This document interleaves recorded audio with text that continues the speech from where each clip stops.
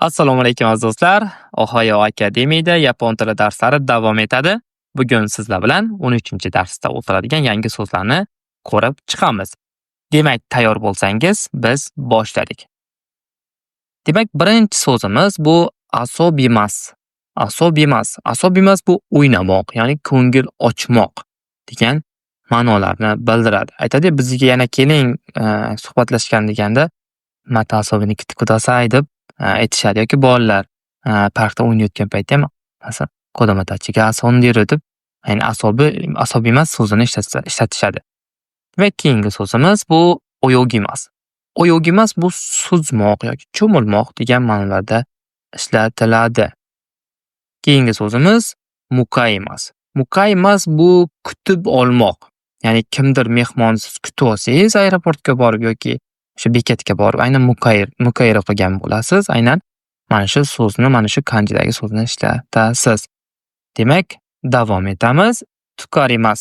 Tukarimas bu charchamoq degani. Ya'ni holdan toyish, charchash, tukarimashita deydi. Ya'ni u charchadim deydi. Demak, charchamoq. Keyingi so'zimiz bu dashimas. Dashimas bu jo'natmoq ma'nosida ham ishlatiladi yoki dashimas degani nimadirda, ya'ni musorlarni ham tashlashda ham dashimas ishlatadi. Uni ham keyin ko'rib chiqamiz. Hozirgi mana shu holatda tegami yo dashimas bo'lsa, xatni jo'natmoq bo'ladi. Ekranda ko'rib turibsiz, qiz bola pochtaga nima xat tashlayapti. Demak, jo'natmoq ma'noda ishlatamiz. Keyingi so'zimiz hayrimas. Hayrimas bu kirmoq degani. Ya'ni qanaqadir bir joyga kirish, binogami, shifoxonagami yoki kafegami, restorangami, ya'ni hayrimas. Kirmoq. Ikkina hayrimas bo'lsa, ya'ni bekatga kirmoq bo'ladi. Keyingi so'zimiz demas. Demas bu endi chiqmoq. Hozirgi shu hayrimas kirmoq bo'lsa, bu demas chiqmoq. Ya'ni ikkov demas bo'lsa, bekatdan chiqmoq bo'ladi. Keyingi so'zimiz kekkon shimas. Juda ham ajoyib so'z, ya'ni turmush qurmoq, uylanmoq. Xullas, kekkon shimas. Masalan, kimdir aytishi mumkin. Men kekkon shimashda bo'lsa, men uylanganman degan ma'noda aytsangiz bo'ladi. Keyingi so'zimiz kaimono shimas. Kaimono shimas bu xarid qilish. Ya'ni bozorlik qilish. Bizda aytadi, bozorga borib, hozir bozorlik qilib kelay deydi. Ayniqsa kaimono shimas. Masalan, supermarketdan kaimono qilishingiz mumkin. Yoki oddiy magazindan kaimono qilishingiz mumkin va hokazo. Keyingi so'zimiz shokuji shimas. Shokuji shimas. Bu yerda shokuji gapda anaqasi, o'zagisi shimas bu qilmoq. Ya'ni shokuji ovqatlanish, shimas qilish, ovqatlanishni qilish, ya'ni ovqatlanmoq. Shokuji shimas. Keyingi so'zimiz sanpo shimas. Sanpo shimas bu sayr qilmoq. Prosta bizada sanpo deyarli qilinmaydi. Ya'ni prosta chiqib turibsiz, prosta ko'chalarni aylanib yo bir parkka borib, prosta aylanish ishi aynan sanpo shimas deyiladi. Bu narsa bizada sal kamroq qilinmaydi. Masalan, koen o sanpo shimas bo'lsa, bog'ni sayr qilmoq bo'ladi. Yaponlarda sanpo juda ham mashhur so'z, ya'ni hamma sanpo qiladi. Prosta ishdan kelgandan keyin charchab bir sayrga chiqishadi. Demak, keyingi so'zimiz tayhen. Tayhen degani bu og'ir, qiyin degan ma'nolarda ishlatiladi. Men bu yerda qarang, men bu qiynalyapti nimagadir. Men bu yerda ona ikkita bolani haydashga qiynalyapti. Ya'ni tayhen bo'lyapti. Keyingisi hoshi. Hoshi bu xohlagan, xohlamoq, ya'ni nimadirda xohlayman. Watashiga hoshi degan, men xohlayman degan. Keyingi so'zimiz sabishi. Sabishi bu xafa, ma'yus degan ma'nolarda ishlatilgan sifat bu ham. Keyingisi semay. Tor degani, hiroy, keng degani. Uyingiz tor bo'lsa, semay deyishingiz mumkin. Uyingiz keng bo'lsa, hiroy.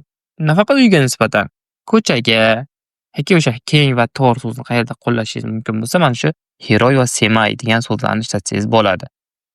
Keyingi so'zimiz shiakusho. Juda yaxshi joy, shahar hokimiyati. Shiakusho. Shiakushoga borasiz, manzilingizni tasdiqlatasiz, shiakushoga borasiz. Ya'ni hokimiyat bilan bog'liq nima ishlaringiz bo'lsa, hammasi mana shiakushodan borib bitirasiz. Keyingi so'zimiz Puru bu basseyn, hovuz degan ma'nolarni bildiradi. Puru. Kawa daryo degani. Kawa. Keizai. Keizai iqtisod degani. Bu seryozni so'z, ya'ni keizai, iqtisod. Bijutsu. Bijutsu. Bijutsu bu badiiy san'at degani. Bijutsu kan bo'lsa, badiiy san'at muzeyi bo'ladi. Toshakandagi o'sha kanni qo'ysangiz yoniga, nima deydi? Badiiy san'at muzeyi bo'ladi. Badiiy san'atni o'zi bijutsu deyiladi. Tsuri. Tsuri bu baliq ovi. Tsuri yo shemas bo'lsa, baliq tutmoq bo'ladi. Shemas degan qilmoq degan so'z bor. O'shani baliqni qilmoq bo'ladi-da, ya'ni o'sha baliq tutish bo'ladi. Baliq ovini qilish, ya'ni baliq tutmoq bo'ladi. Keyingisi suki. Suki bu chang'i. Endi suki o shemas bo'lsa, chang'i uchishni qilish, ya'ni nima? Chang'i uchmoq bo'ladi. Keyingisi kaigi. Kaigi bu majlis degani. Bo'lib turibdi, majlis qilishyapti. Kaigi majlis bo'lsa, kaigi o ish emas bo'lsa, ya'ni majlisni qilmoq, ya'ni majlis qilmoq. Keyingi so'zimiz to'roku. To'roku bu juda ham kerakli so'z, ya'ni registratsiyadan o'tish. Yaponiyada har bir narsaga ro'yxatdan o'tasiz, ya'ni application deysizmi? O'sha ro'yxatdan o'tganingizda mana shu to'roku degan so'zga juda ham ko'p anaqa to'g'ri keladi, uchraysiz. Kanjida keladi-da, hiraganda kelmaydi. Aslida kanjida keladi. To'roku shemas bo'lsa, ro'yxatdan o'tmoq. To'roku shemashita bo'lsa, ro'yxatdan o'tdim bo'ladi. Shumatsu. Shumatsu bu hafta oxiri, aynan shanba, yakshanba kuni. Biz aytamiz, dam olish kunlarini nima qilasan deymiz. Shumatsu yapon tilida hafta kunlarini bildiring, hafta oxirini bildiradi yoki donichi ham deb ataladi. Doyovini dosi, nichiyovini nichi, donichi deb ataladi. Asosan shumatsu deb aytganingiz ma'qul. Keyingi so'zimiz goro. Goro bu vaqtdan birga qo'llaniladi. Taxminan mana shularda degan ma'noni bildiradi. Aynan tushunmas. Masalan, shijigoro. Shijigoro degani soat 7 larda, balkim 6:50 dir, balkim 7:10 dir, 7:20 dir. Mana shu atroflarda, masalan, shijigoro, masalan, ikromayni aymasho bo'lsa, soat 7 larda bekat oldida ko'rishamiz. Keyingi so'z. Qarang, bu yerda to'rtta so'z bor. Qarang. Nanika bo'lsa nimadir. Darika kimdir. Kimdir. Dokaka qayerdir. Itsuka qachondir. Qachondir O'zbekistonga bormoqchiman. Ya qachondir Yaponiyaga bormoqchiman. Itsuka ni Nihon ni ikitai desu deb aytsangiz bo'ladi. Nanika nimadir ko'rindi, dokaka. Qayergadir bormaymizmi? Hokazo. Kimdir baqirdi, masalan, hokazo. Keyingi so'zimiz onakaga suku degan so'z bor, qorin ochmoq. Onakaga suki mashita bo'lsa, qornim ochdi, ya'ni qorin ochdi, qorning ochdi. Bilamiz, Yaponiyada shaxs anaqasi qo'shimchasi yo'qsa ham bo'ladi, ya'ni u qildi, men qildim, sen qilding, ular qildi, unaqa narsa yo'q. Hammaga mana shu onakaga suki mashita bo'lsa, bu yerda hammaga ketaveradi. Keyingisi onakaga ippai desu. Boya ochidi, endi to'ydi.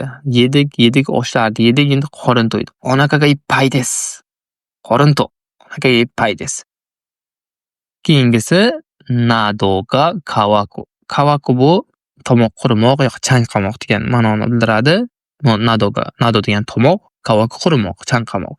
Endi nadoga kawakimashita bo'lsa, tomog'im quridi yoki chanqadim degan ma'nolarda ishlatsangiz bo'ladi. Bo'ladi-yu, masalan, men chanqadimsa, nadoga kawakimashita, nadoga kawaita desangiz ham bo'ladi. Kawaitani keyin o'tamiz, nima deganini. So'shimasho, shunday qilaylik degani. Endi kayva bo'lim bor, o'sha yerdagi so'zlarni ham lug'at qilib berib ketaman. Gochu monwa degani nima buyurasiz degani, restoranga kirganingizda gochu monwa yoki beradi. Nimadir buyurtma qilishda sizdan so'raydi. Kimdir so'raganda sizdan so'rayapti. Gochu monwa degani buyurtmangiz, ya'ni nima buyurasiz deb sizdan so'rayapti. Keyingisi teishoku. Teishoku bu ovqatlar to'plami, bizda set deymiz, ya'ni bitta ovqat bo'lmaydi. Salati bo'ladi, choyi bo'ladi, masalan, yonida ikkita somsasi bo'ladi, bitta shashtigi bo'ladi, oshi bo'ladi. Mana shu setda, ya'ni teishoku yapon tilida shunaqa. Gyudon bu o'sha tagida qaynatilgan guruchcha bo'ladi, tepasida mol go'shti bo'ladi. Gyudon. Yapon ovqati.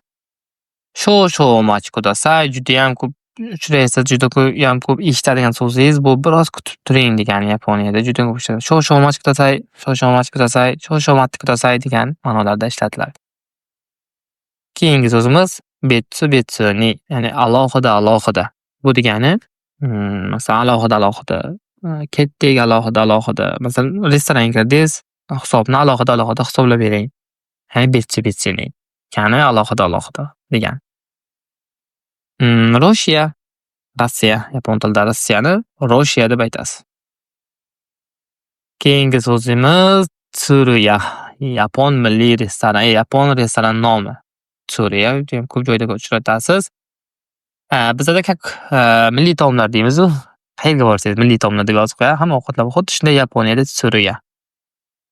Keyingi so'zimiz Ohoyo Terebi. Ohoyo Terebi bu Ohoyo televideniyasi eski mamlakat bo'lgan. Hozir Ohoyo Asahi deb o'zgargan desam bo'ladi. Ya'ni bizda Assalomu O'zbekiston degan ko'rsatuv bo'lardi. Xuddi shunaqa yaponlarning eski Ohoyo Terebi degan ko'rsatuvi.